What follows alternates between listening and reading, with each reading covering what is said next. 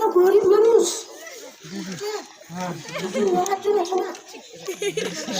ছাড়লো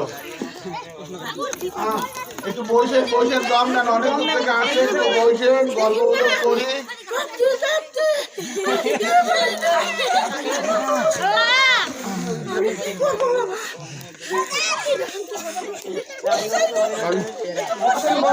বলা যাবে না তো, না বলা যাবে না।